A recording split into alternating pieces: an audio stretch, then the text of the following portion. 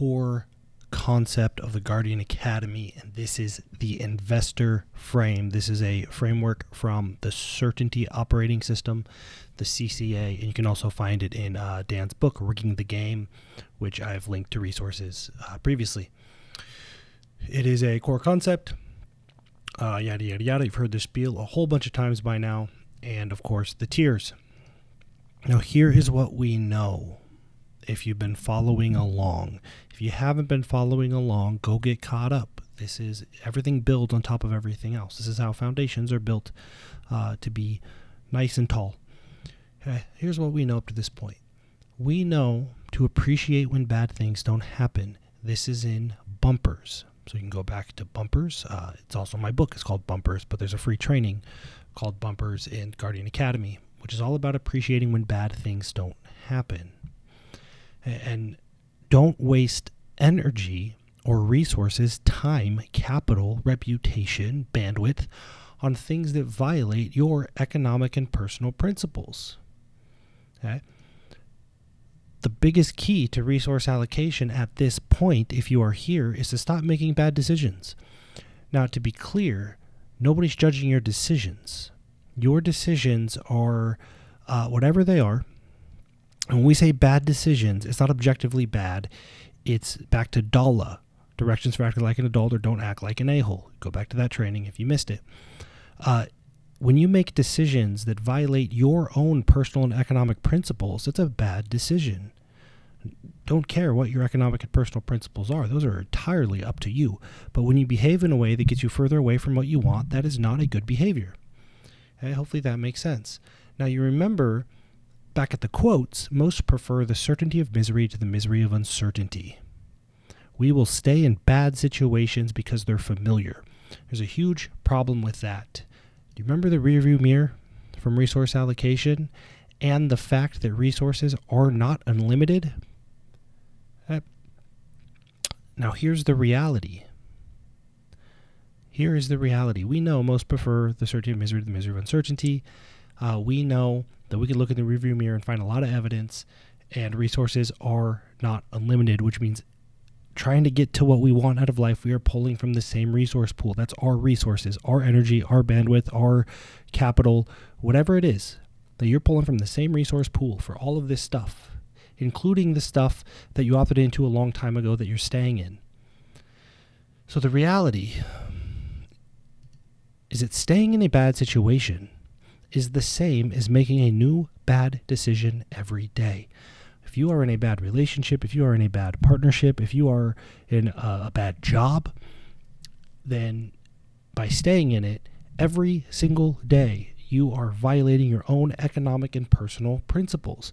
So we can recapture and reallocate all of those resources to stop violating your economic principles because we appreciate when bad things don't happen. And we do that with the investor frame. The investor frame is simply stepping back and saying, given what I know today, right now, would I opt back into this situation? It's really that simple. So given the reality of it, I work 12 hours a day and I make X amount of dollars. Would I opt into that now? No, I would be violating my own economic and personal principles. Well, then staying in that situation, you are continuing to violate your own economic and personal principles. You're hemorrhaging resources.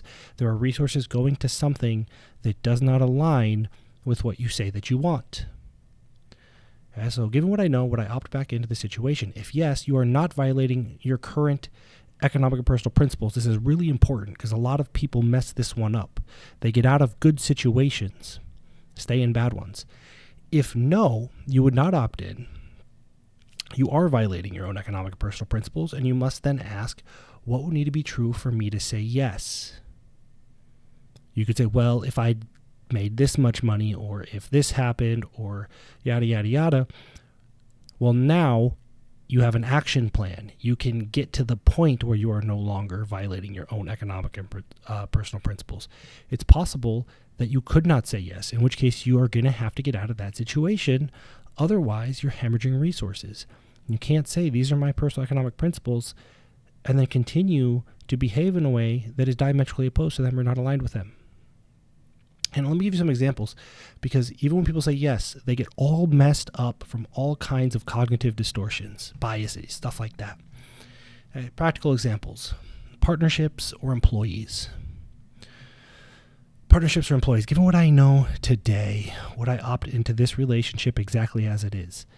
Of course, you'd be like, well, I know they could change. Well, they haven't. So would you opt into it exactly the way that it is? Because that's what the evidence says. If not, you got to make changes. If yes, even though you might be upset about something, you're still not violating your own economic and personal principles.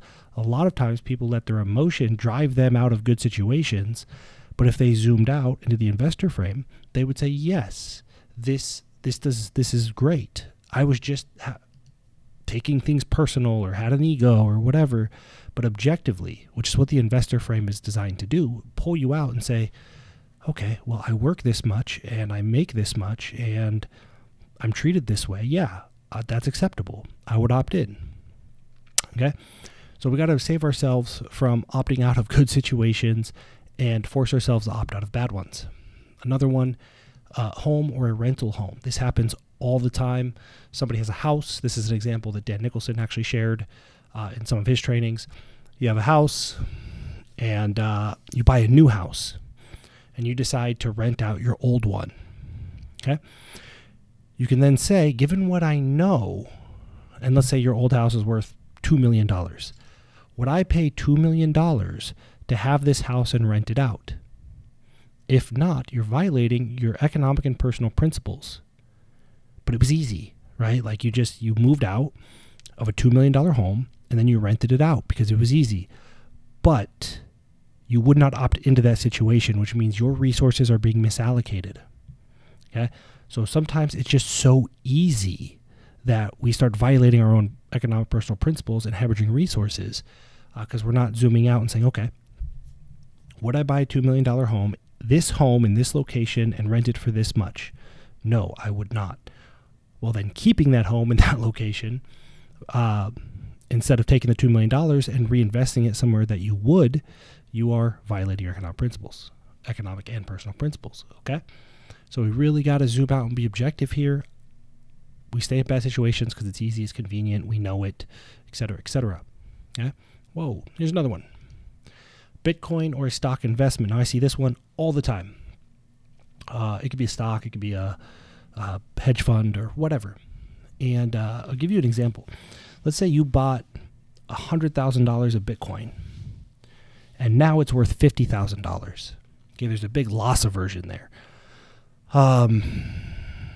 We would then ask, okay, people say, oh, should I divest? I don't want to take a loss, or it's not performing, or whatever. Say, okay, well, you have $50,000 of Bitcoin. That's the reality of it. That is the resources you have available to you. If you had $50,000, what would you do with it? And if they say, well, I would buy Bitcoin, well, then you're exactly where you need to be. If you had $50,000, you would buy Bitcoin. You have $50,000 of Bitcoin. You are not violating your own economic and personal principles. Never mind the feeling of loss or the aversion of loss. If you said, if I had $50,000, I would probably invest in some land. Well, then don't sit around and hope to get a gain out of Bitcoin. You get rid of your Bitcoin and you buy land. Okay, it's the investor frame. These are the resources that you have in this very moment, and if you could opt into them in reality, not last month when you had more, but right now, what would you do? Would you opt back into this? Okay. So quite a few people feel pretty beat up about Bitcoin at the time of filming this. But after conversations, say, okay, well, what if you sold your Bitcoin? What would you do? And like, well, I would, and they actually sit back and they go through the logic, the reasoning, the evidence, and that they decide that the Bitcoin is the investment that they would want. So why would you sell $50,000 of Bitcoin, go through all of your principles and frameworks, and then buy $50,000 of Bitcoin? That's silly, but that's what we do all the time. So again, logic, reasoning, and evidence. What you have right now is just a snapshot in time, and we want it allocated in a way that doesn't violate your economic personal principles. You don't run to other people and ask them what to buy. We had to go investor frame, logic, reasoning, evidence. Okay? So hopefully that makes sense. We can recapture and reallocate Anywhere we're violating our own economic principles, relationships, we can get all that time and stress and fear back, partnerships, employees, things we own, things we rent out, things we invest in. Given what you know now, would you still pay $300 a week to send your kids to this daycare? Well, no, I wouldn't. Okay, well then every time you send your kids to that daycare, every month you pay for it, you're violating your own economic personal principles. Okay, so hopefully that makes sense.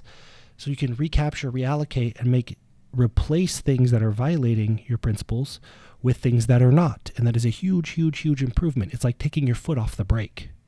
Everybody's trying to push harder on the gas. Just take your foot off the brake first. Okay? That's the investor frame. Again, it is a CCA framework. You can get it you can see it in Dan's book or other Certainty U. We talk about it all the time. Certainty U resources. Live to learn, give to earn. Share your 6-word update. Share your perspective. Share your experience. Share with others.